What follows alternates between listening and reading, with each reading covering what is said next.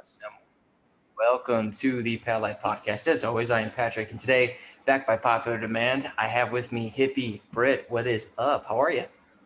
Good. Thanks for having me back. So much fun last time. Oh, I'm glad you had a good time. So, myself included, so many people were reaching out and just being like, this is awesome. I've been staring at my eyes now for like days, just trying to figure out what's going on. So, a lot of Yes, people, good stuff. when I told them I was having you come back, they were like, awesome, man. Are you guys going to like go over the eye? I'm like, absolutely. We're going to do that. Cool. Being that we kind of covered so many different things last time, I would love to, if it's cool with you today, I'll share a screen so you can kind of go through what it is that you're looking at, what you're looking for, and then just kind of take it from there. You had some good posts today as well on your story that I like to talk about with disease and the lymphatic buildup and all that. Yeah. So it'll find its way into the conversation. But yeah, how are you today? What's going on in your neck of the woods? So good. Just finished my second iridology reading that I did for a couple. They're struggling with infertility. So it's been really eye-opening and nice to see like both like the male and the female aspect of it and see like where the problems arise. So Absolutely. yeah, it's been really cool. If you don't mind sharing, are you able to share kind of what are some that you look for and specifically to that, or what you find? Is there? So I look at the reproductive system, obviously, that's like number one. Both of them she had ovarian weaknesses and he had like testicle weaknesses as well as prostate. And she also both of them have pituitary weaknesses. And the pituitary gland is the master gland, all the glands inside the body. So if that one's not working, the rest of them are not at all online. So Absolutely. that's like the number one thing that you have to work on when you're working with infertility people. It's the pituitary gland. That's interesting. So is this something in regards to the pituitary gland? Is this part of why people are having such a hard time at this time having children, do you think? Yeah, absolutely. There's so many things going on, but endocrine disruptors are basically in everything. I mean, they're even in the cash money. So you can't really get away from them. They're in all types of plastic. You're breathing them in with VOCs. Like there's so many things out there that are destroying the endocrine glands. And if you really think about the endocrine glands, those are the brains to the organs. So if you don't have your brain to your organ working, it's not going to be good at all. Right.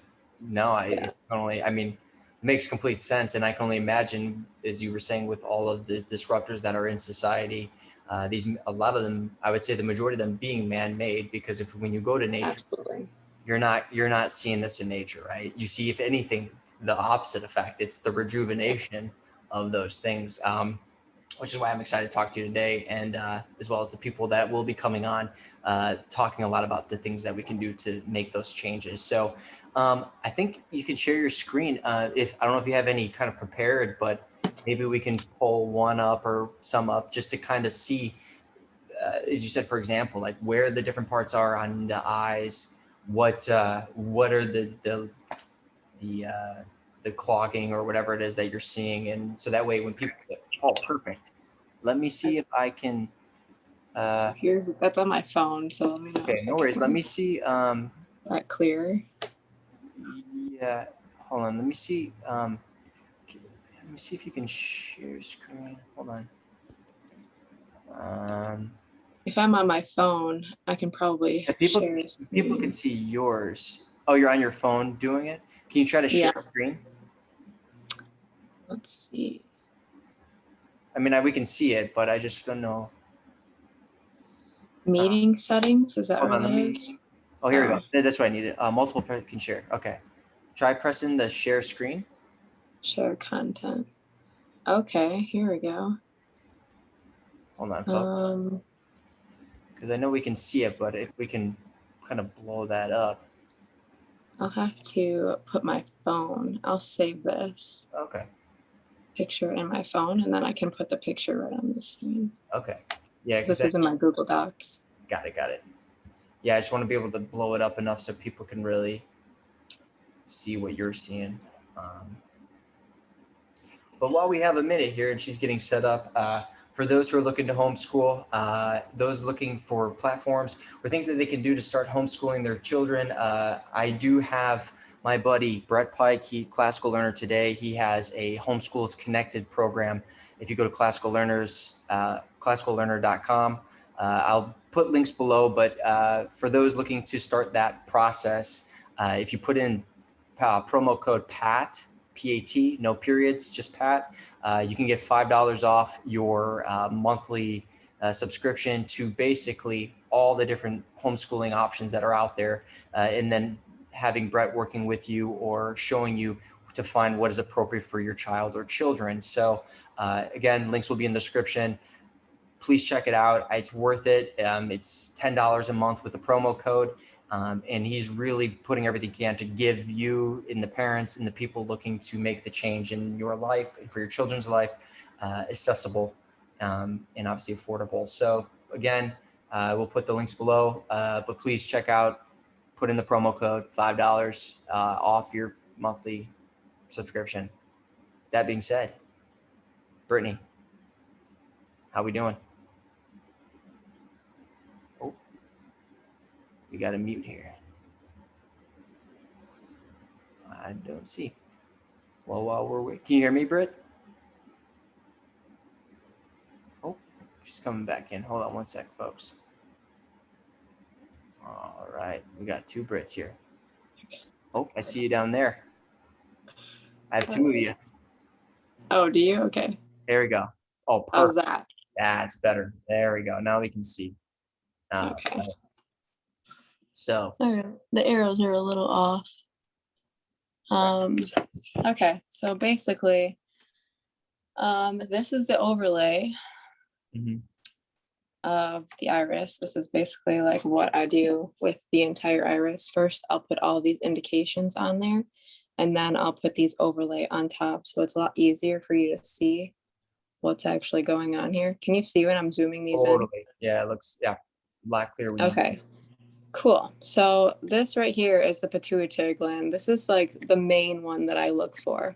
All of these dark like lines inside these where the green arrows are is genetic weaknesses. So these are things that people are born with, and they are absolutely reversible, but it takes a lot of work. So for her, I thought that she had blue eyes at one time because she's just got a lot of buildup.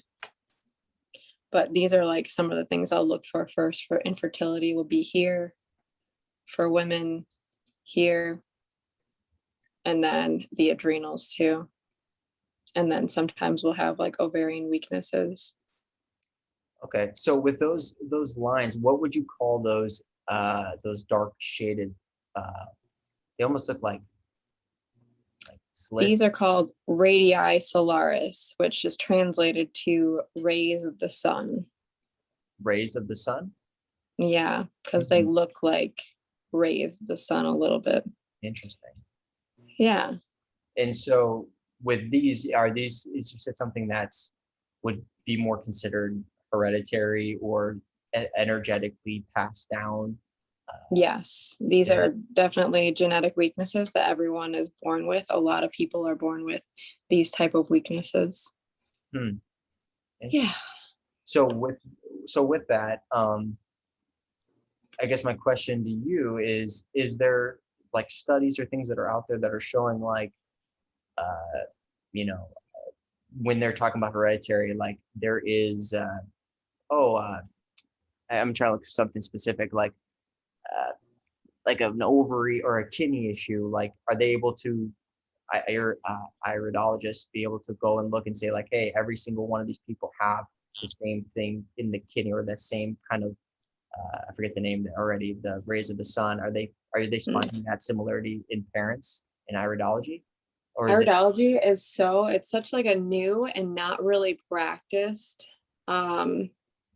science. So it rarely has these type of studies where people can see, but there have been several iridologists that do eye readings and they come up with their own studies after working with people, just like clinical trials and that kind of stuff. Is there any sort of stuff that you've been able to find or look into that shows what we're looking at here, of like commonalities of like, hey, this is something, or is it still so fresh and so sporadic that finding that type of studies is not as easy? For studies, it's hard, but when people are doing them, their own case studies is like where I find validity more, because you know how science is kind of tricky, because most of the studies out there are bought and paid for. So it's really hard when people do things like alternative medicine, because you're not going to find the same type of studies that you normally would. So when I look for somebody, I'm looking at iridologists like Dr. Morris, who's been doing it for 40 or 50 years, and what he says about what he has found in the irises over his career. But for these, especially the pituitary gland, that's going to be where that is. But then it also shows the thyroid is off, the parathyroid. All of these glands inside the body are obviously having genetic weaknesses, and it all goes back to that one genetic weakness. So it kind of it's kind of like a trickle down effect, that it appears from what you're saying. Like, yeah, absolutely. Now, Most of the time it'll start in the adrenals, because the kidneys and the digestive system are like where the breakdown starts, because that's like the exit door. That's where everything starts to build up. And as soon as the adrenals get stressed out, it creates so much stress on the rest of the body. So it always goes back to a holistic view of the body and how everything works together harmoniously. And when one gear is off, the rest of the entire system is not working as efficiently as it could be, because it's trying to take on other processes that it normally wouldn't if that organ or part of the body was doing its job. yeah, and obviously what we're seeing today with the insane amount of adrenal fatigue that everybody's continually experiencing, now when people are constantly saying like, my body's so out of whack, or man, I just feel so something doesn't feel right. I mean, that's just, for many people, years and years of just this buildup. That's getting to a point where you can't mask it anymore, right? I can only imagine the people that come to you are being like, I have to address this. Like, I can't ignore this anymore. Absolutely. I normally get the people that are so desperate to try anything that they're like, all right, I found this girl on the internet and I'm going to try it. And that's the state that you need to be in to find true healing. Honestly, it took me a very long time to figure out what I needed to do. And a lot of that had to do with me being desperate enough to try anything, because I had already tried basically everything out there. Yep. And it brought me to this. So let me ask, because the first question I have too, because I think this is all fantastic, and I really am a firm believer of everything that you're talking about in regards to the body as a whole. You have to look at it as a whole. Everything's trying to work harmoniously. The answers are already in front of us all the time, literally right in front of our eyes. Not even pun intended. So how have the people in iridology been able to map out the iris the way they have, in what you're showing us here? So it's been a lot of like trial and error. It first started with a guy that found an owl, and the owl had a broken leg, and he nursed the owl back to health. And when the owl's leg was broken, he had a dark line in his iris. And owls obviously have giant eyes, so you can easily see what's going on with them. But when the owl healed, the line in his iris went away. And the guy was like, all right, he was an engineer. His name is Von Pez. And he was in Hungary studying this, but he was an engineer, and then he went to the war.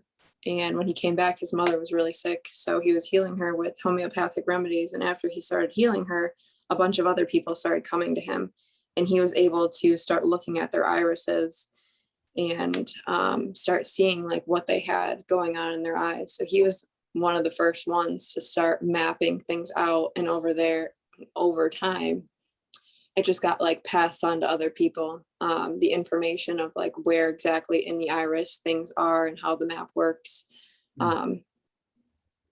Basically, it was just a lot of people coming together and figuring out what they have seen in their practices, what correlates with other people's practices, and trying to like mesh things together.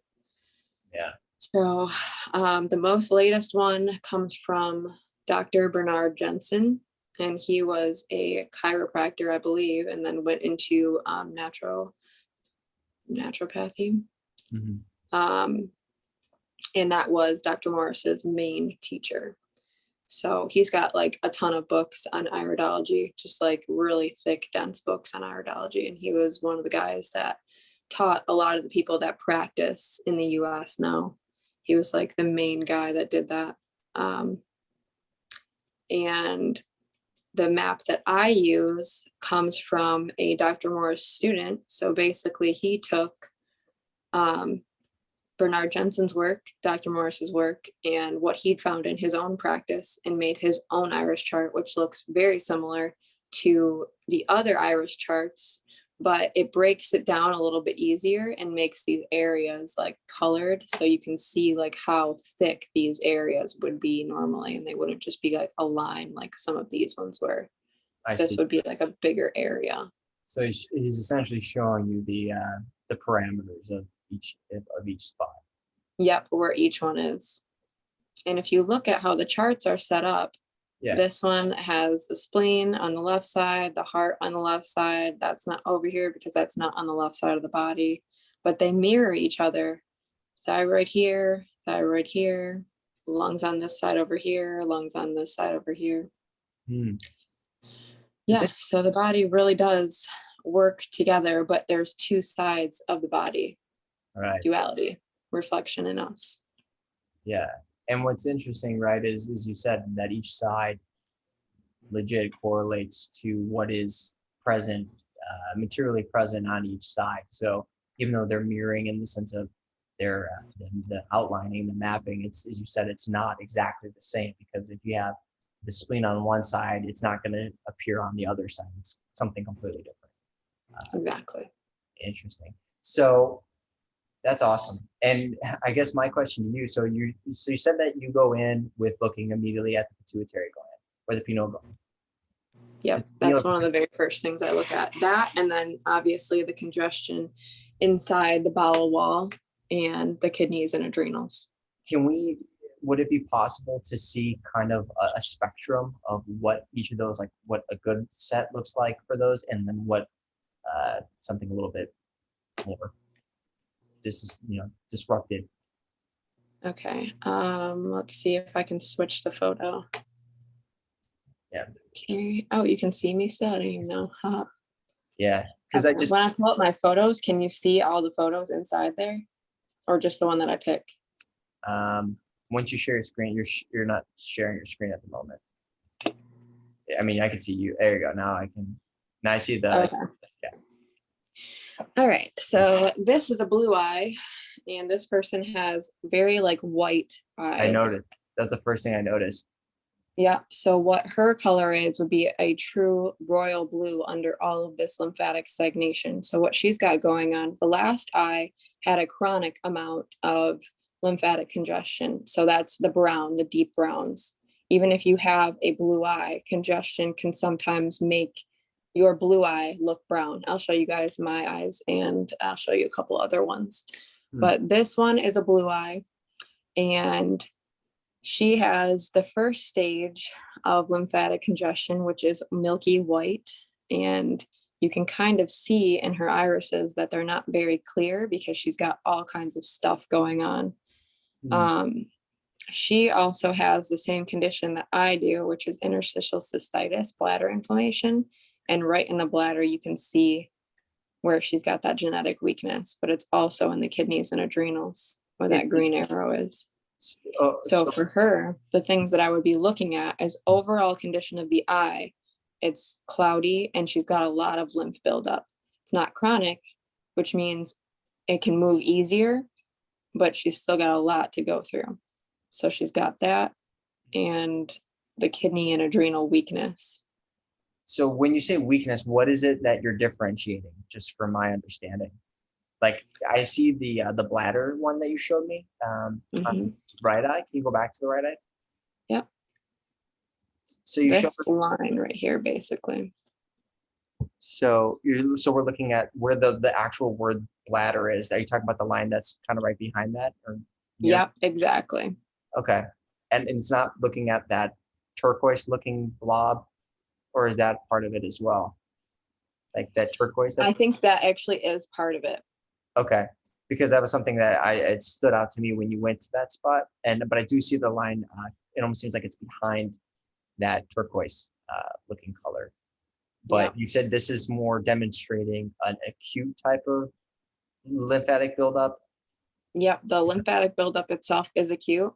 But after this lymph clears a little bit, you'll be able to see how deep the line is. Like here, for instance, you can see how deep this line is. Yeah, yeah, yeah. So as you start cleaning out, you'll be able to see how deep they are, and the deeper they are, the more toxicity. So the difference between the lines like this and open holes, which I'll show you in a little bit, Mhm. is that these lines are toxicity. This is like heavy metal toxicity, lymphatic buildup, basically just very like toxic stuff inside the body eating away at the lymphatic passageways, because we have the blood system, the veins and all of that that feed the cells, and then behind that we have the waste system that runs as kind of like an alleyway, to collect all the garbage and then flush it out of the kidneys. Right. So these lines are basically where the lymphatic passageways, the alleys, are corroding away because of all of the acids and toxins overloading. Right. And Yeah. just for those who, to take a step further, for those listening who know, who've heard me talk about it and others talking about it, when you understand, right, that your body's now spending more time trying to remove what that is, Hmm. as we continually put more of those into our body, some of them, as you said earlier today, we can't avoid. Like there's things that are just gonna, you're gonna have to know that your body is resilient. It's gonna do its best to take care of you. But then there's those ones that we willingly choose to put into our body day after day, maybe not realizing the magnitude of what it's actually doing internally. And then obviously we see the manifestation happening on the surface level, whether it be skin or your eyes or even your breath, like, just what your breath smells like. Yeah, So that's absolutely. so that's just something I just wanted to kind of throw in there as well, because the biggest thing that I can imagine, and let me ask you this, is when people come in, do they want to heal? Are they at a point where they're just like, I will literally change my life, or are they like, I still want to go drink, I still want to go do these things, but I want to clear this out first? Like, are you? Yeah, most of the time I do. Like my clients are at their wits' end and they need like a lot of help. But I also do have clients that will get an iris reading and be like, wow, okay, well, now at least I know, and continue to go back to their stuff. It just kind of depends on the person and how much they're suffering, because suffering, it is the true motivator. If Yeah, you're really struggling, then you're going to be more willing to do anything to get relief. Whereas if you're not really struggling and now you know that your body's just filled with crap, it's kind of like, okay, well, right. I'll take care of this when I'm actually being presented with it every single day as a fight, instead of now how I'm just kind of, suppressing with alcohol or drugs. But that's exactly it. Like you can't avoid a lot of things in society. So we have to combat that by, sorry, um, doing the best that we can on the diet side and the herbs, and avoiding things as much as we possibly can. Like people think it's very odd that I won't drink tap water or water from a restaurant or anything like that. Like, yeah, that's because there's literally poison in it. So Yeah, it's filled with fluoride, it's filled with all kinds of stuff. And people are just kind of like, oh, it's okay, it's just water, it's clean, but it's right. not. And as long as you're conscious of that, like you have to make a better choice. Absolutely. And I mean, a lot of it also too goes to the programming of people who have been, like, for example, fluoride, have been told their entire lives, or we've been told our entire lives, it's good for you, right? And when you, and I don't Right. know how far you gone into it, but you go into that Bernays, you go look into marketing, you go look into, reading the different books that are out there, the fluoride deception, which is I've read that one.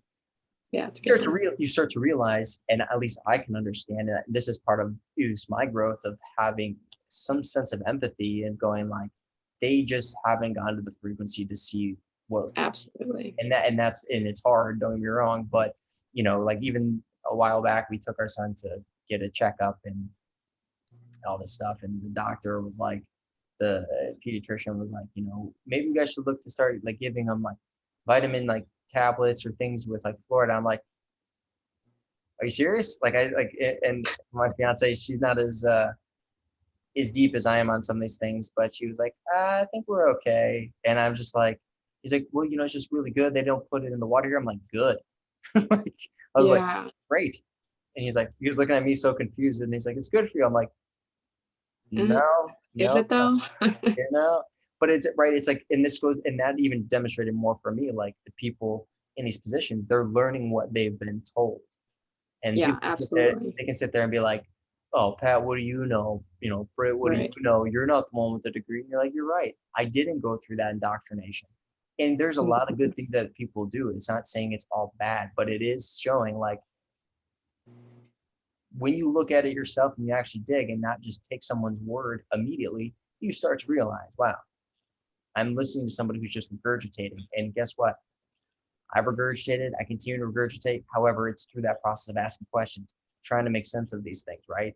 Yeah. Utilizing your own observations, which you're seeing every single day with these readings. Yeah, absolutely. And the thing about like the people on our side is that we used to be just like everyone else. So I feel like a lot of people think that we don't have compassion, and that's really not it, because we used to be them. Like we used to be there mentally. And the only way that we got to think like this is actually researching and looking into things. It's not just like one day we Right? decided to be weirdos. Like, Yeah. Well, this is what's so funny. And maybe you've had these conversations. Is like, because I've exactly what you just said. I told people, I go, we're not. I don't. You're not my enemy, man. I believe the same thing you did.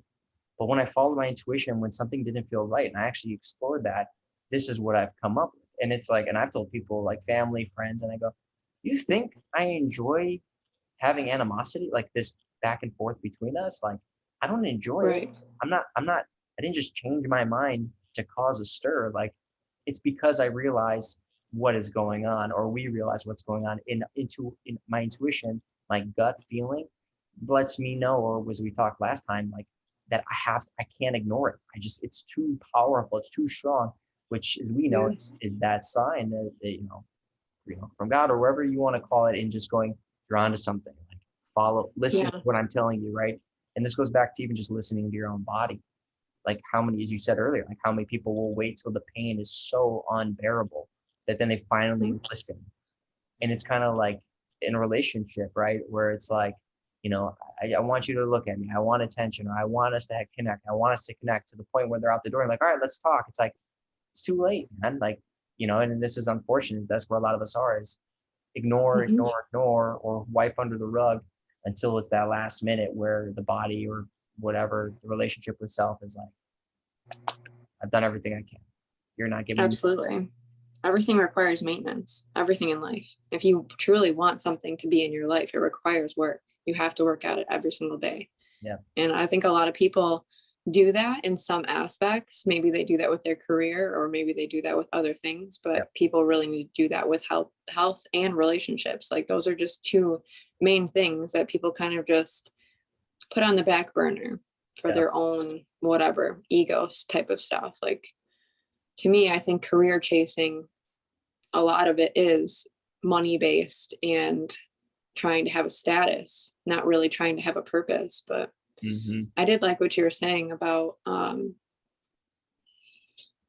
just like your intuition being on point and not being able to ignore that. And I feel like when you do have children, that becomes like 10 times more like strong, because you have somebody else that you're responsible for. Like it's not just you anymore. You have to like look out for somebody else that can't look out for themselves. And if you're not doing the best thing you can do for your kid, it's it's sad, honestly. It's like Yeah. you were gifted a child from God. Like, it's your responsibility to do the best that you can and find out what the best is. You can't just like throw it under the rug and be like, oh, it's good enough for everybody else. Doctor said it's okay. That's fine. Yep. I mean, you can if you want to, but it never resonated with me like that. I agree with you wholeheartedly on that. And that's one of the biggest things for me, at least in my journey. And I know a lot of people that that watch the show and I talk to have children, is they say the same thing as going, I've been so blessed and honored to be the shepherd of my child or children, given that Yeah. opportunity. And when you realize that is, and this is why I firmly believe that children are really more teaching parents, so more than the parents are teaching children, is because a lot of us, especially today, aren't teaching our children. A lot of Yeah. people are giving it off to somebody else, but it's also those emotional, mental, spiritual teachings that we want to be trying to, instilling in our children of what it means to be a kind person, grateful, appreciative. And what happens is our own traumas, as we talked last time, that consume us, a lot of adults, that we don't address, just like we're talking here, a lot of these lymphatic buildups, physical, mental, emotional, spiritual. What then we're doing is we're given this beautiful gift to shepherd, and a lot of us aren't even taking the time to work on ourselves. Because I'm under the belief, and I've become under the belief, that the beauty of relationship, because this all intertwines, is that it's as you said, it's always maintenance, it's always growing, it's always learning about the other person, but it is learning about yourself, learning to say, am I handling myself the best way with this, this grace of God, with this gratitude? And when you find yourself not, and you're not changing it because it's victim mentality or whatever, it creates this recipe for disaster where it's like, all right, you're ready to bear children, or you're ready to have children. Like, the envelope is open for the woman. Here's the time. And a lot of people, it seems like they're falling short. It becomes this, in society, this nuisance to have children, right? This what they're trying to tell people, and people are buying it, and it's about me, and what I need, rather than, like, as I said, learning from your children. Like today, like being honest, like my son was throwing a tantrum. I was just trying to stay patient for as long as I can, and it got to a point where like it broke. I didn't like get aggressive or anything. I just I was like, all right, we're done. Like, time out. Like, I can't do this. But it was like allowing me to go, okay, was I truly allowing my patience, or was it that this was becoming inconvenience to me, or I was just annoyed? And it's like, my son's too, and I'm like apologizing to him, and I feel okay doing that. I'm like, I'm sorry that I yelled. He's still crying, he's still going crazy, but it was like, that was a learning experience for me. And it's being willing to see that as a learning experience. And this is why I'm not saying I'm perfect. Like, I will still get upset. I still, might not make the best decisions, but it's looking at it, as I said, to go, all right, what did I learn from that? And then can I change that? Yeah, absolutely. Parenting is just like, it's the best lesson. Every day you're getting lessons on your own evolution and being challenged on if you're really going to show up and be who you say you are.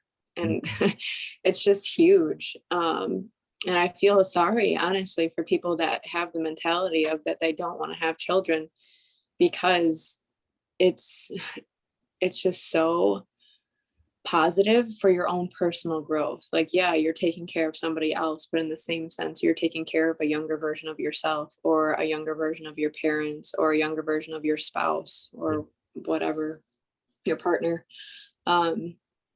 And it really teaches you how you show up in relationships, because it's easy when you have another adult because they're more emotionally stable. But when you're talking to a kid, there's so many other things, so many other factors and emotional things that come up that need to be more like tiptoed around or treated with kindness. And it's hard, especially when you grow up in a society where everything is like structure and discipline and making things hard and spanking and all of this kind of stuff. Like, when you become a parent, it really teaches you how your parents used to teach to parent you, because you'll have these like little programs of like what happens when you get frustrated. Yeah. Like, for a long time, my go-to in my brain was always spanking. And I'm like, why am I like that? Like, why Yeah. does this come up? Not that I ever spanked. Like I was very like gentle parent in the beginning of when I first started having my children. So I was consciously aware of it, but in my brain, I was still like, wow, I really like, I feel like I need to like spank and do like Right. physical like punishment. And when that stuff comes up, you're like forced to assess yourself and you're like, why do I feel like this? Oh, this is because that's how I was parented. Yep. Was that okay? No. And then it forces you to like work on your own childhood trauma. And a lot of people, like, if you don't have kids, you're not getting these opportunities to sit with yourself in your own inner child. I mean, you can do it without that, but these triggers come up and it's so much easier, I feel like, and it brings so much more like growth at a quicker pace when you're just put in the situation to Totally. see But how you're going to react and then consciously choose. That's the biggest part. 100% agree. And to bring it back to the eyes, is these child, as we said last time, and maybe you can show us what some of more of those ingrained or those instilled or generations passed down of types of traumas that are shown in. So it's not just us being like, oh yeah, you have traumas. Like we can, in your field, you're actually looking, saying like, this is something that's literally been instilled and is in you for a while. Because I think that's the thing that people, as much as they want to call this stuff woo woo, and I mean, a lot of people who listen to this are totally on board. Like people are like, gravy, this is awesome. Right. But Like, I you're gonna, already know this is true. huh? They're like, I already know this is true. This already resonates with me. Totally. But diving into it more, but then you get the people, right, who aren't seeing that, and it's not about bashing them, but it's showing how this is connected. Because that's the thing that I'm found my journey. At least I believe my journey of personal training and helping people is just kind of helping open the doors for people, like the starting points. And where the starting point always is, as I talked to my recent podcast, is the breath itself. It's going back to self, like being confident in and being present with yourself and knowing that that's okay. And when you do that, it is the ability to start looking at yourself not as like, oh, look at my skin, look at my face, but going, I wonder why my skin is doing that. What's happening inside? Do I feel Yeah. when I'm stressed, is this, it breaks out more? Oh, it's hormones. But is it telling me something, right? Or, hey, when you're exercising, do you know that you're doing this with your arm? No, I had no idea. All right, pay attention to yourself. Pay attention to your arm when you're doing that. Wow, I had no idea about that. I was doing that. And that's when you start doing that with people, it's so commonplace. These things that we know, we don't realize we do.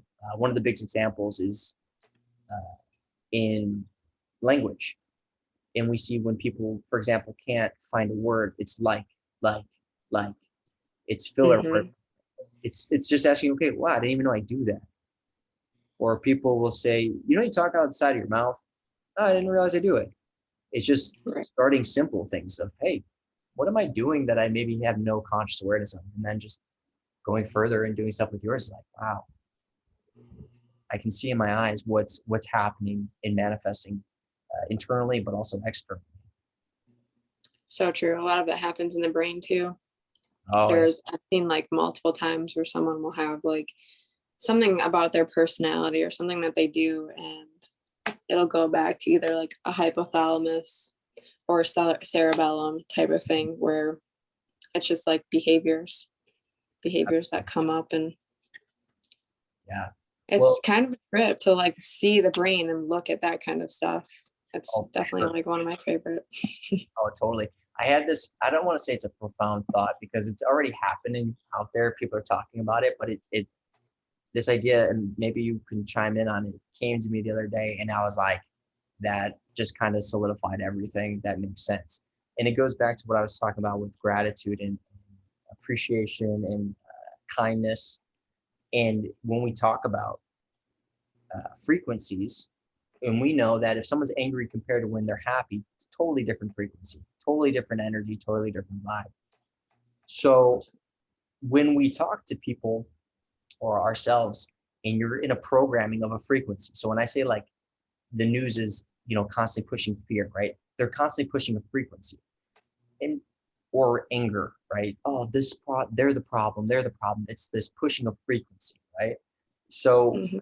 what I found interesting is when I really break it down, and when they say kill them with kindness, or being kind is the way to go, or gratitude, you start to realize, oh my gosh, all this time we're trying to use logic and reasoning and using parts of our brain that are completely different. What's happening is you're basically trying to break a programming with a frequency that like isn't like, you're just basically trying to tell them they're in the wrong frequency. When you're trying to use logic and reasoning, you're basically saying, dude, you're in the wrong frequency, which Yeah, never breaks the programming, right? Unless someone's willing to open themselves up and be like, is this the frequency I want to be at? And so when you realize that when you're talking about kindness and gratitude and appreciation, what you're essentially doing, kind of talking about the mind here, but you're also your energetic field, is you're penetrating that frequency a little bit. You're basically kind of absolutely. creating noise in that frequency of like, wait a minute, this doesn't match the frequency I was expecting, right? And I think that's what's so cool. But it also goes into the mind, right, of different parts like start to fire off of like, wait, that wasn't logically what I thought was going to happen. They were supposed to be my enemy, and they were just really kind, or they were very grateful and appreciative. And it felt genuine, right? Like I felt that they were really being nice, or whatever the case is. And it just kind of it just dawned on me. I'm like, holy moly! When you think about it from a frequency standpoint, you're totally looking at, and it coming from a genuine place, you're totally looking at it in the sense of like, this is why there's so much disconnect between people, disconnect between parents and even their children, is like you're looking at it like my, even with my son, it's like I need, as much as it's frustrating, matching that frequency wasn't the answer. Right. It was approaching it with going, maybe let that frequency run through him, and then handling a little bit different. And that's why I bring it up, because it's like, wow, when you look at it now as adults, Hmm. it's just, yeah. So anyway, I don't know if there's anything you want to add to it. It was on my mind. Yeah, Like, definitely. I notice that every time that I'm in a bad mood or I'm stressed or something like that, it brings the entire frequency to me and all three of my children. And then everybody's like in a bad mood, freaking out, whatever. And it's normally the way that I'm responding to them because they're just doing like normal kid stuff. And if I'm frustrated, maybe I'll be a little short with them, or maybe I'll be like a little more frustrated in my responses. But mm-hmm. I notice it catches me quickly when they start to like talk back to me, or they have like these attitudes. And I'm like, where's this attitude coming from? And I'm Yep. like, oh, I had an attitude earlier. Like now I understand why. Yep. And for us, like we have like family cuddle time. Like whoever's having a meltdown, it's like they want to be held. And I can relate with that like a lot. And it feels like it's very healing for me, and it's very healing for them when we can just sit there and like hold each other and like have compassion for each other, or be in that frequency of like love. And it really always comes back to that with any type of relationship, recentering yourself in that frequency of love, because it really it like radiates out and fixes everything. Totally. Honestly. Before we dive into design specifically here, I want to ask a question about that in regards to true love, not this love is love type of stuff, but like true Yeah. universal godly love. Do you think a lot of times why so many people with like talking about gray eyes, because they say like when people go to war, like they come like looking much older, like deteriorated or Hmm. worn to the bones, but they also say a lot of times like a lot of people have like gray eyes. Like, do you think that there's a correlation maybe with this, like not just the destruction and all the chaos, but like almost feeling like a sense of there's no like universal love? Like, do you think there's something there, or do you see people with gray eyes and what is your thoughts, I guess, on gray eyes? Because I think I've only had one client where it looked a little more gray than normal.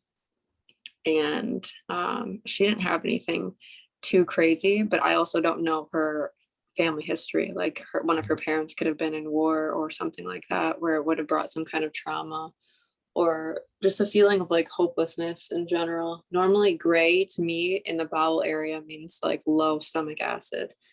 So all the colors mean something. But normally, yeah, I would say any kind of trauma, any kind of anything is going to affect the way that the irises look, affect the way that the body functions, because emotions are so deeply ingrained into our like into our cells. Each cell can feel the emotions. Like when you're talking good to your body, or you're having that inner smile that they talk about in the Chinese medicine, you're really like smiling at your cells, and then in that you're regenerating because you're showing them like that vibration of love, of kindness, of happiness.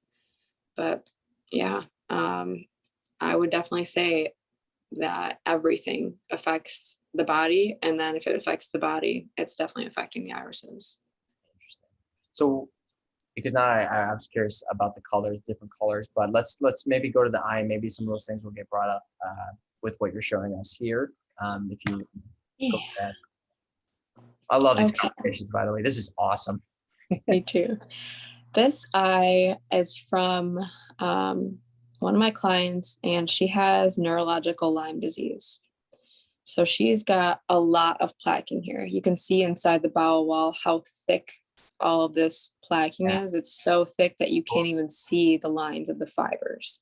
You can see the lines, but those are deep, deep things. So right here, do you see this bluish hue right here? Yeah. These are blue eyes. No way. Just as the eyes that we had seen before. Under all of this gunk is a true blue iris. Whoa. And this is where it gets hard for me as an iridologist to tell people, hi, you actually have blue irises under all of that kind of stuff. Yeah. And it just tells them like, oh, wow, I definitely have a lot of work to do then. Yeah. And she knows this. She's going to the Gerson therapy clinic because she's very overwhelmed with her own healing process. She's swelling a lot because once you get this congested, it's very hard for the kidneys to work through any type of lymphatic fluid. She's already got the kidney weakness here with the green arrow, kidney and adrenal weakness. You can see it right here in this line. Yep. And that is just like, well, can you go back to the kidney part real quick? Oh yeah. Because what immediately struck my accord for me is we can see it's on that line between the adrenal and the thigh, as well as the knee and the foot. And we know that a lot of times what's happening internally has a manifestation in the material body on, external, right? So a lot of times people see it or experience it like, oh, my knee's hurting. I think it's fascinating, and I've just had this conversation yesterday talking about how many of the ailments or the issues happening on the external for people always comes to their foot, knee, and thigh. Like it's really in that connection with ground. So with it being on that line, it's almost like right down that line, are you seeing issues with her externally in the feet, knees, thighs? Does she talk about pains there? Like, is there? So with her, these two lines right here, this one in the knee and then this one in the thigh, both of those are smaller genetic weaknesses. Normally when I do irises, I try to go through every single one, but I will miss some because sometimes there's just too many things to talk about. Right. So this is also why it's really important to have somebody else like reading the irises and not always rely on a chart. And this is why you can never really use a program. There aren't any programs for iridology anyway, but you can't use a program because depending on where the bowel wall is and the rest of the body, how things are moving and ballooning or anything really, you need somebody to be like, okay, this is what the chart says, but this is a little bit farther over here where it should be here. Yep. Well, it just also shows you that in many ways, there's a standard, right? Which a lot of times, yes, you can find similarities, but you have to, as a professional, at any level, you can't go into it like, I know the problem. Like it's going, every single person really is in their own individual. Yeah. And that, I can totally relate to that because I've seen, as I said, so many people with so many similar, like external issues that they've expressed to me. However, the person had to be approached differently. Like there was no way I could do the same thing for every single person. Absolutely. Everyone is an individual. Right. So it's like, yes, there's maybe a standard observation, Mm-hmm. of pains or discomfort or whatever. But that, so I completely agree with that. But I just find that fascinating because I haven't really dug into all the chart each part, but it is looking at that specifically and seeing that adrenal and the kidney right next to the thigh, knee, and foot. And what we see so Yeah. much today in society, even one of the biggest things could it be is part of also why the kidney's not working as well, or it doesn't, is yes, the lymphatic buildup, but could it also be because we're constantly in shoes and they say Yes. grounding of not connecting with the ground? And a big part of that is the neurological stimulus that we are getting from the ground into the, Yeah. that is that connection. That's not, and I'm not just talking about pavement, I'm talking about like grass, sand, mud, dirt, whatever it may be. Absolutely. Is there And any? it's also like, to me, I've been reading a lot about like Chinese medicine, traditional Chinese medicine, and a lot of the time they're talking about using your feet as the chakra points that they are. They are energy receivers, they are energy transmuters. Like, you're supposed to be able to put your foot on the ground, spread your toes out, and actually connect with something. And a lot of people don't know how to do that. They don't know how to pull energy up from the ground into their bodies. And in doing that, you're providing your body with that electricity that it needs to stimulate those adrenal glands, stimulate the kidneys. Like, that's one of the very first things that energy goes to, because it's lower in the body, Mhm. the exit paths. So it's definitely connected. And I feel like this is why the chart is set up like it is, because these energy points are connected to those specific organs, like the legs being connected to the kidneys and adrenals. Oh, totally. I mean, again, I haven't dug deep in researching these charts themselves, but I am putting trust in that what you're providing is what a lot of these people like yourself in this field have been seeing. So I can only go off of this, but it seems very interesting. I'm very, I can totally get on board with seeing that parallel of the adrenals and kidneys being stacked or next to specifically the thigh, knee, and the foot. And as you were saying before about a lot of people not connecting and really using that ground energy, that ground electricity to connect, this is what my friend Benjamin Balderson talks about all the time when he's talking about the salt of the earth, the oils, the etheric oil, and then the carbon of the body. I don't know if you know him, but he's an alchemist, and Love it. he is talking. He's a heathen, and he talks about heathen cosmology all the time.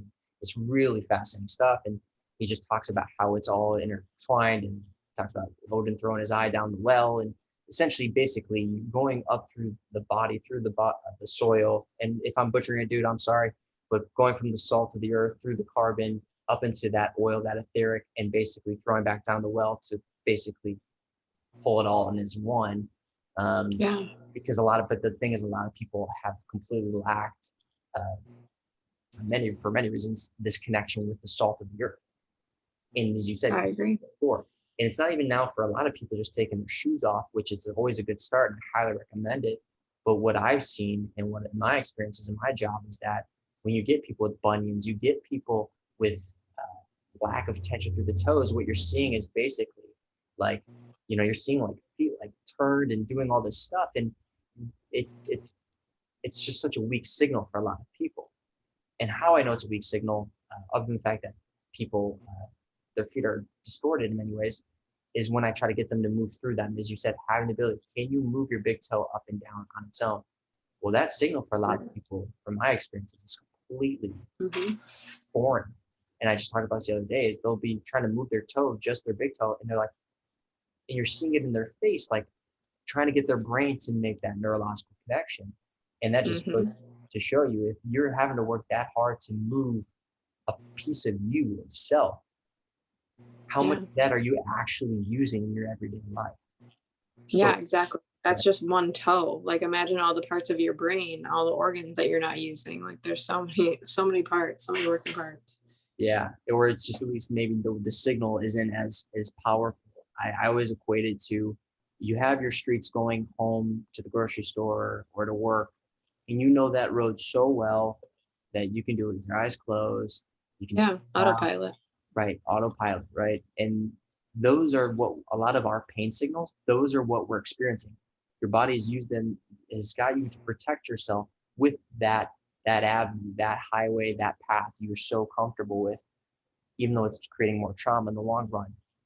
Now we need to change that. We need to not, hurt you or do anything, but we need to rewrite programs. We need to reroute you in many ways, as you were saying, to connect to those, not just the feet, but the organs, to press the body. So those highways or those signals are just as strong. And it's not like you're driving in a foreign land with street signs that you don't know the names of them, right? So in no GPS, it's going, okay, let me take it one street at a time. Let me make that neurological highway sound. And I guess let me ask you the question is, when you work with people and you're helping them reconnect with their body, when people kind of click in that regard, do you see changes in the iris?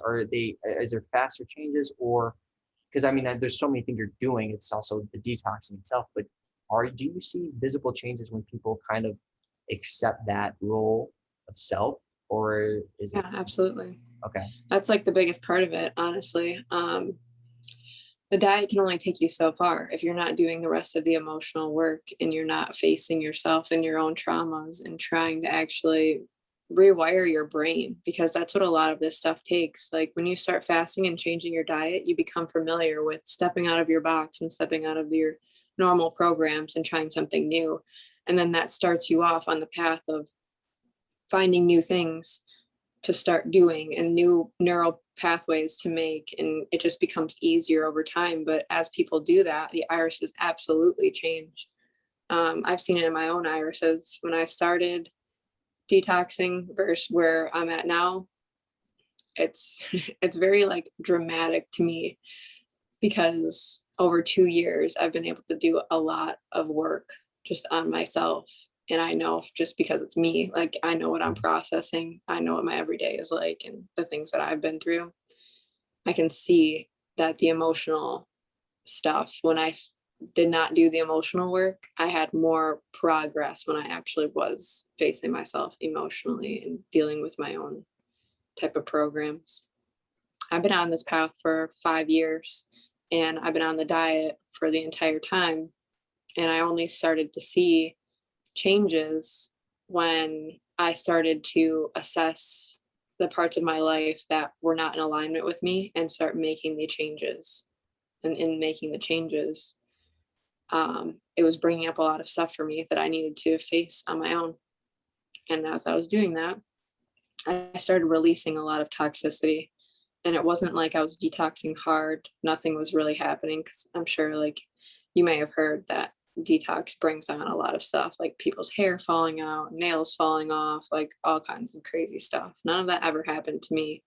I'm not like as toxic as someone that like has deep brown eyes, but I was born with brown eyes and my eyes are definitely not brown anymore. That's wild. That is wild. Yeah. Would you mind I'll show you guys what my eyes can look like. we see what that is, so people can see what that you're not just joshing them? Okay, so these are my eyes. In October 2019, I made the decision to leave an abusive relationship. And by the time this year came around, I had started to actually work on those things. And you can see the difference in the orange in between those times. You can see the difference in the deepness of these lines, that everything is starting to go away. And that is a huge, Yeah, you can definitely see it. huge change. It's Yeah. seeing Being born with brown eyes, though, like it says on my driver's license that I have brown eyes, and you can clearly see that ain't brown. wow. Yeah.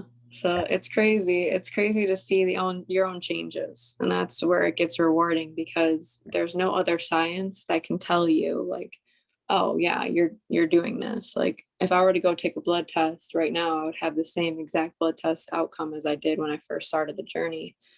And it was always perfect. Like I was chronically ill and I was still having good blood tests. I was never anemic or anything like that. Yeah.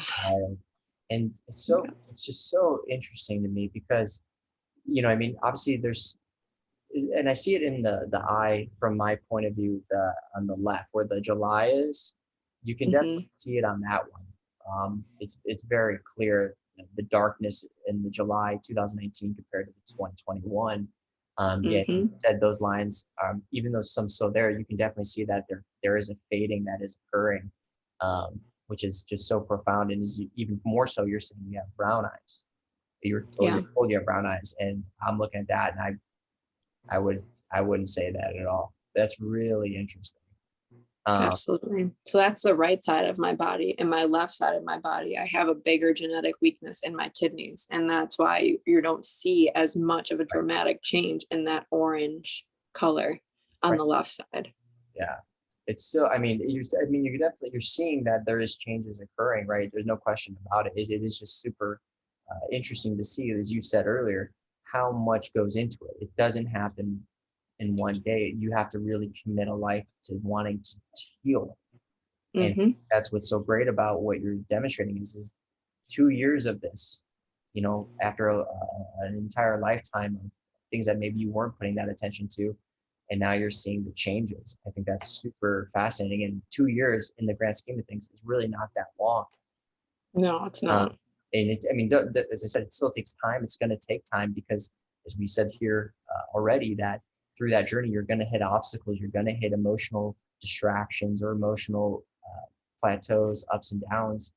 And it's knowing on top of the actual, as you said, the food, the diet, all that other stuff, you're having to grow.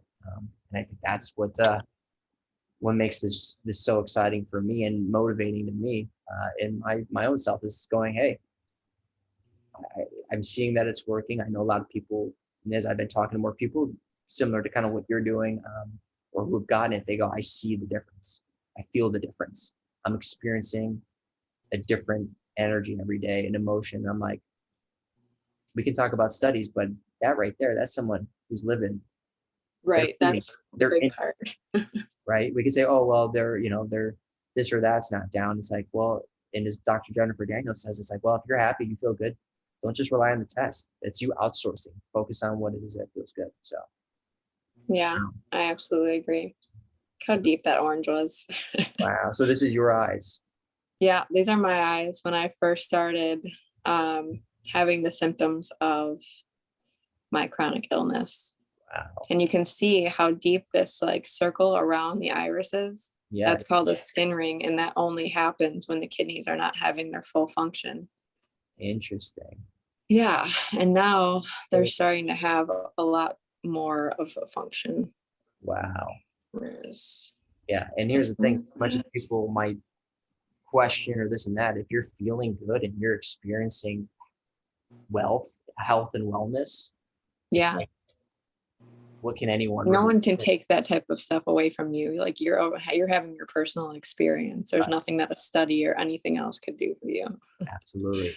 And this just, yeah, it just brings us continually full circle back to the journey always begins within self, paying attention to the communication that's happening within you. Because when you're doing that, as you know, and I know, and a lot of us who listen do know, I mean, you're taking charge of your life again. And that's the hardest thing for a lot of people is going, what does it mean Yeah, to be in my own cockpit and being in my own, the driver's seat of my yeah, car, this vessel. So scary.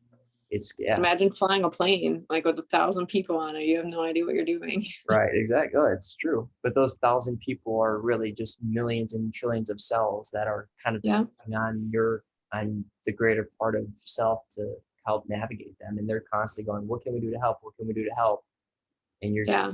throwing luggage back at them. You're throwing Right. drinks on Good them. job. We'll try to clean it up. We'll put it over here on this part of it. Hey, why are you nosediving? Like, Right. and so that's what I think is so fascinating. And all it does sometimes is just be like, all right, I am in the seat. Let me level it out. And everyone's like, is she cool? I got Yeah. a bunch of hot coffee here. I don't want this to spill on you know what I mean? Like that's essentially what So it seems true. like. But I think that confidence comes from being failed. For me, it's from being failed by the medical system. They were not able to do anything for me. So I'm like, all right, if a doctor can't do anything for me, I might as well just try to do it myself. And but that's how it worked out. but let me ask you this. Is there a level of gratitude for that experience from your Yeah. everything is gratitude for me. I'm more grateful for my bad experiences than I am about my good experiences, because they brought me my career.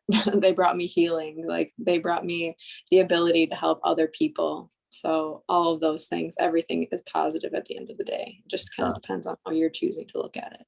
That's awesome. I think that's super cool. And I think it's what it's brought you to, as you said, your career here is now being able to help others. And as Yeah. people talk to you, and even myself, when they see you on your own path, using kind of what you're trying to help people or facilitate with people with, what they're really feeding off is not just like, oh, this person can help me. It's like, I feel the energy of that person that's Yeah. genuine, and they're really invested in what they're doing, and obviously ultimately invested in me and my Yeah. It's a reflection. totally. And this is why, like, at least in the fitness industry, when you're meeting people and you're doing consultations, your energy, and this is any field, they're gonna know if you're real in the first 5 seconds. They're gonna feed you off Yeah. of it. And there's so much truth to that, because if it's someone who's genuinely wanting to help, I mean, So people true. vibe with that so hard. But no, so I do, before we kind of wrap things up, can you show two things? Do you have time? Oh, yeah, absolutely. Can you show us what those big openings of the eye look like? Those Yes. are. We'll start there, Cool. because I could talk for days straight about this stuff, because it's These- so interesting. Okay, so you can see, like, right here in the lung area where she's got kind of a big circle going on. Mm-hmm. Those are called lacunas. She's got another one over here. Here. These are spots of dehydration in the body. So this is where the cells are basically blocking themselves off to protect these organs so that no toxic hydration can get to them. But at the same time, no not toxic hydration is getting to them either. So what needs to occur is all around here where these white lines are, those need to be broken down with hydration in order to open that back up so that the organ itself can receive hydration. Hmm. Yeah, so that's another part of the entire journey. Like, for me, I notice this more with blue eyes than I do with brown eyes. Most of the time, the brown eyes have the more toxicity, where blue-eyed people struggle more with dehydration, sinus issues, headaches, that kind of stuff, but it's not exclusive to that eye color. Because that was something Um, as I explored my eyes, I noticed I had a couple of those as well. And yeah, so, those are genetic weaknesses too. They're just a type of genetic weakness. There's the toxic type, and then there's the dehydrated type. well, I can assure you, ever since I started looking at my eyes in our first conversation, it's been, which I'll talk to you after we get off about the juicer and things like that. Like, I'm very interested. And if you don't want to plug it here, please feel free. I don't know if you're still doing sales, or even if it's Yeah, just today's the last day. Oh, is it? It's $75 off. Yeah, so they won't be able to get it. But you can still use the code Hippy Britt J2 and you'll get 10% off. But Okay. they're not shipping until the end of October now because they sold out so fast. Great. That's a good sign. Yeah, But it is. to the point is, I really just, we try to grow what we can, and it's a little bit harder with where we live, so we can Yeah, only do so much. But the point is trying to buy, obviously, the best that we can, organic, buying local vegetables, and yes. to the best that we can. And just as I'm just trying to get as much of it, and I'm consuming it more from eating side, not the juicing. But Yeah, that's point, absolutely great too. The juicing is more for people that have digestive system issues because it takes out the fiber that they can't really digest anyway. So eating the fruit with the fiber is actually really beneficial for the lymphatic system. It's like using that as like a scrub brush almost to push things through the lymphatic system, where juice is kind of just flowing through. that's good. That's good to know, because yeah, for me, it is trying to find that balance as I'm going through, um, and seeing just from our conversations and what's going on in my eyes. And I know so many people, as I said, were reaching out, being like, dude, I've been like looking at my eyes, like trying to do this. And I think, what maybe to kind of, before we go on to the next thing, like, are there things that people can do looking at their eyes that you might recommend, like, hey, here's a good starting point, this is maybe where to look? And tell All me. right, so right here around the pupil, everything starts in the stomach area. Always, all health is coming back to the stomach and colon. So if you've had anything wonky looking in this area, deep lines, open holes in this area means bowel pockets. That's like diverticulitis type of stuff. Mhm. If you have your bowel wall, this yellow circle, anywhere outside of that, that's indicating ballooning, which also indicates a parathyroid issue because of lack of integrity. The parathyroid regulates and utilizes calcium, which creates strongness, integrity inside the cells. Anything in there, that's like a number one thing you want to look at. And about at 6 o'clock on the right eye, a little bit to the right, and on the left eye, it's a little bit to the left. That's the kidney and adrenal area. Those two are the biggest main things that you always want to work on, because as you're cleaning out, everything is coming through those passageways. So if those doors are not open, you're not getting to the rest of the entire body. Absolutely. So that's like, yeah. And to me, just to add on that, because I think that's so great to see, is when, and you could chime in as well, whenever, when you're constantly stressed, for those who don't know or are unaware, you're pulling calcium and magnesium from your bones constantly. Yes. So a lot of reason also too why we're seeing like osteoporosis and a lot of these other issues very well can be in strong correlation with the fact that when you're under that constant stress, those adrenals, as you're saying, are constantly being shot. Kidneys are being shot. Obviously, ingestions, right? That's pulling calcium. As you said, there's a lack of calcium in people's diets. There's a lack of strength in not just the bones, but in other parts of the body. You're lacking magnesium, other essential trace minerals and whatnot, vitamins. So just something to think about how this all correlates. And I know you know this, but for people listening, like as we're saying here, your emotions really have a greater impact on what's happening, beneath the surface. So when you're looking at your eyes, and something I will do is looking to see just what you said. What are these spots telling me? And then reflecting on your everyday life. What am I doing? What am I not doing? Follow your gut. Is this maybe the right decision? Like we all know, we can all sit here and be like, oh, okay, like maybe not eating that ice cream at night, right? Or not doing all those things. But it's like, well, what's my emotion behind it too? Am I hating myself for this? Am I angry? You know what I mean? Because those things are just building it even more. Yeah, that's huge. Absolutely. You're not going to be able to digest things. You're not going to be able to like absorb anything if you're in a stressed out state. So I think the number one thing people can do for their healing is to relax. Like take time out of your day every single day to relax, especially parents. Because like I said earlier, you're being constantly triggered all the time. So Absolutely. then you need to treat yourself like your child and take care of you. You need to make time. Like it's so hard as parents because we just want to like give everything to our kids, and after we just want to chill and like veg out and watch TV. But there needs to be time for meditation and sitting with yourself and just breathing. Totally. That's huge. Yeah, well, I was fortunate enough to through a friend. I have a Beamer machine, so I like to use the Beamer. Cool. So I just get in those electric pulse type things, and I mean it works for me. I feel great when I do it. And I can attest to everything you're saying. I sleep better when I do make sure to give myself that time. I wake up feeling better. My days feel better. Not being someone who does drink coffee, which I'm actively trying to drink less. I think that's like the biggest part of it too. It's like you're not just going to jump into being on a healed lifestyle. Like transition is super necessary, and you're creating more stress if you are trying to do that. Exactly. And that's exactly what I was getting at, is just falling piece by piece and going, what can I do? And as you say, giving time for yourself, slowing yourself down at night, doing some breath work, yoga, meditation. As I said, I do the Beamer. I use the sonic slider, Eileen McCusick's sonic slider at times. And for me, I love that stuff. It works.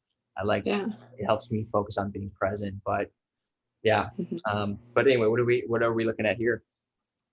So these blue arrows right here are pointing to these circles going all the way around the iris. I see. These are called nerve rings. So whenever you see that, you know that your nervous system is having a lot of tension going on. And that's from artificial lighting, stress in every day. There's so many factors to create stress. A lot of that is genetic too, but that's like a huge thing to watch. Like you want to be getting natural lighting all the time as much as you can. Overhead lights are super toxic for the brain. Yeah, So anytime we can return to nature, totally. that's going to be really good for our nervous system, you know, like laying your body on the ground, grounding like that. And there's Well, just so many other things you can do, but yeah. that's Well, definitely something to watch out for. do you see this as being common? And do you see a lot Oh of, yeah, absolutely. Almost every iris I see has nerve rings. hmm, nice. And have you seen with consulting with your clients of like getting out more, or trying to adjust their screen times? Do you see that it goes away? That if it is just a nerve ring where it's related to artificial lighting, do you see that it can fade quickly? Or do you see that obviously with genetic conditions, it means Normally, everything takes 6 months to a year to see any kind of difference. But yeah, when people start, it's a lot of like environmental change too. Like one of my clients, she used to live in Denmark and then she moved to Mexico for about a year and she thrived on raw fruit and the sunshine all the time and all of Mhm. that kind of stuff, like real connection with the earth. And her irises changed way more dramatically than I have ever seen anyone's irises change. So It's awesome. it's yeah, it's been really cool to see people do their coming back readings because I've been doing this for 5 years and there's been a lot of people that have been with me through this entire process, like my clients, and they're like, all right, I'm ready to do a follow-up reading. And it's always the best experience to me to be able to see like the progress and what they're doing. Yeah. And that's the thing for people like yourself and myself, kind of going back to what you said earlier about being on this journey and being part of the people who think we're their enemies or we're against them, is knowing like I'm come to these conclusions because I truly wanted to help others, because I've seen the benefits in myself, and I've seen what it, and knowing that we are people, majority of us are kind at heart, we want to connect with others. It's like I'm willing to think that you feel that I'm this evil person, because Yeah, I know it into my intuition and my gut that the path we're I on the take same team. is trying to help myself and help Yeah, you. And I'm willing to let, you know what I mean? It's like, and I'm not saying in any way that I have this deity type mindset or this mm, idol like mindset of self. It's really just saying like, I'm okay. I'm at a point where I still care so much about helping people that you can think this way about me, but that's not yeah, going to the fact that I'm going to keep following this path, because I know intuitively, but also through observation, experience, the scientific method, the true scientific method. yeah. Personal experience. Yeah. Like this is going to help others. And then it goes back to us Mhm. self, whether or not you're truly willing to make the changes for you. So Yeah. And the more people you help, the stronger your conviction in that gets. And there's nothing that can shake you at some point. You're just like, all right, well, I know. I've seen it with my own eyes. There's nothing you can do to change my mind on that. And totally. just So having that confidence really changes people. They're like, how can you be so confident about that? I'm like, because I lived it. Like this yeah, is my life. it's like somebody who's like, how do you know so much about engineering if you didn't go to engineering school like I did? And it's like, because I built it, because like, Yeah. you know what I mean? And that's essentially where a lot of us are. It's going like, but you don't have Mhm. maybe the same degree as I do, or you don't have the same titles as I do. So how are you doing? It's like, because I just did it. And Yeah. you know, but Experience is everything. Like you can have so much education and go to a job and not know anything about anything. So it appears that we're in a society where we want to yeah, have experience without actually living through experience, because what comes with experience? The highs and lows, trials. Yeah. trials and tribulations. And that's why, like, for at least for me, I when I walk my dog in the morning, we go around and the birds are chirping. It's so alive here in the morning in Hawaii. You can smell all the different flowers. Just, So good for the nervous oh, system. it's so good. And what I'll do, and what's cool is you'll see where I live, like the sun coming over this peak in this valley, um, and you just see all the clouds just so beautiful, just lit up from the sun coming around. You can see the moon, and like 99% of the time, I'm just like to myself or softly to myself, doing my morning prayers, I guess. But I'm always saying, thank you for these trials and tribulations you've given me, because I truly feel that that is what is making, and it sounds like yourself, that's what's giving me so much growth. We know you can't see growth if everything's working well. You're never going to know how to fix that next problem at work or in your life at home if you weren't experiencing the trials. And I think that's the best part about it. But speaking of trials, nice transition here. Let's talk about coffee enemas real quick before we round up. Trials, yes. So okay, coffee enemas, my favorite subject. Honestly, I've been doing them for 2 years now, and before I did them, I was afraid of enemas. I was like, there's no need to do enemas, like blah blah blah, all this stuff, just fear-based stuff.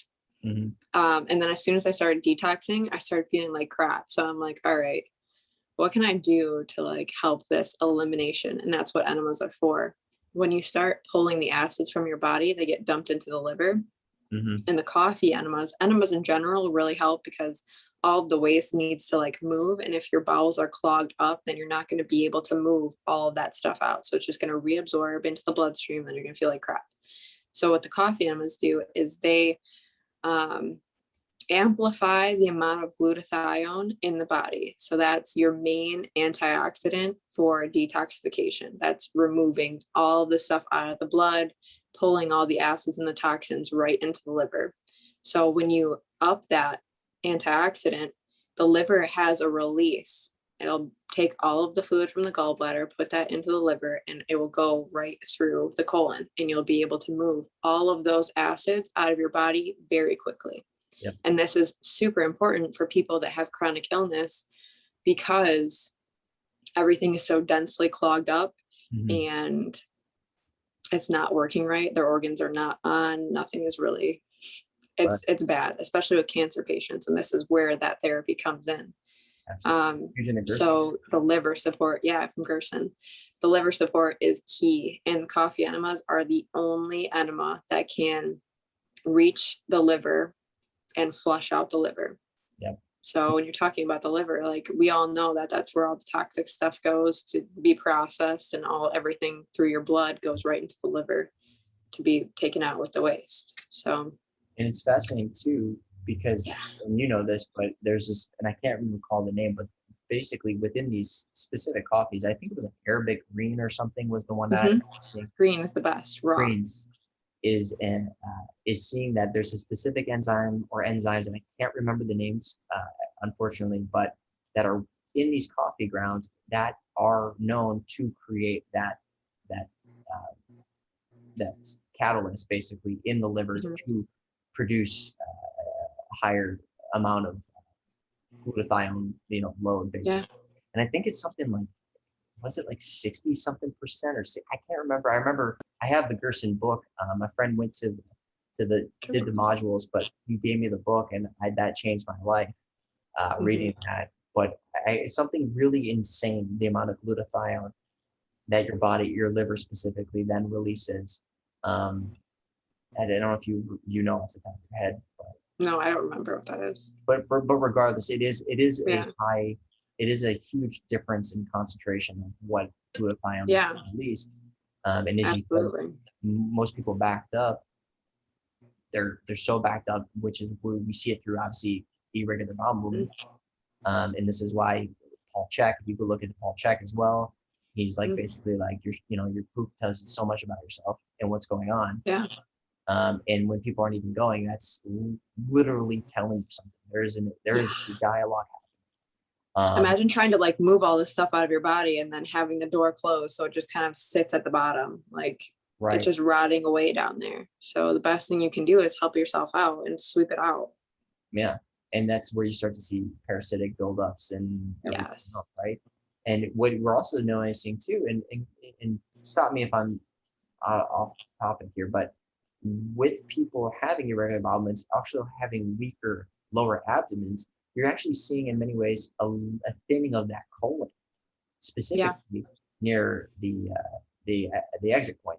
That being said, with that, you're seeing like basically the leaky gut syndrome seeping into your bloodstream because of that toxin buildup. Am I off or am I hitting? No, that's part of what the radii solaris is. Those lines are lacking integrity in the bowel wall. It's eating away at the bowel wall. So it's open for anything to get up in there and for the blood to get in there and all of it.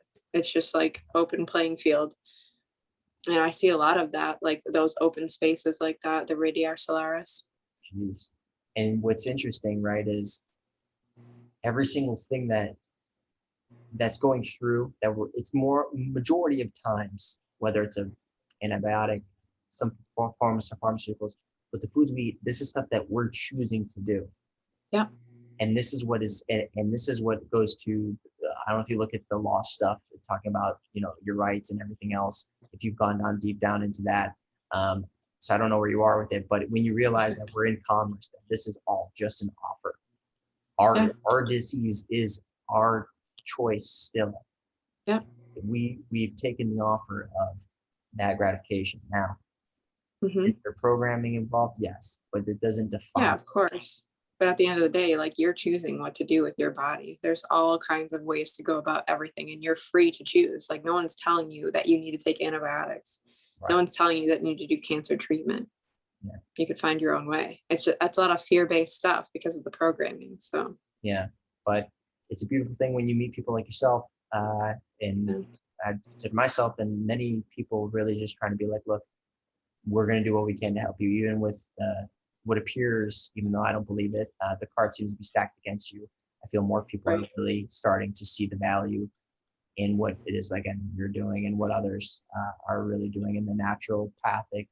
I don't want to put a label on it, but you're trying to get back to what's true and what's right. And anything, I guess, kind of leaving on that, because this is awesome. I can go for so long, but I will have to get going.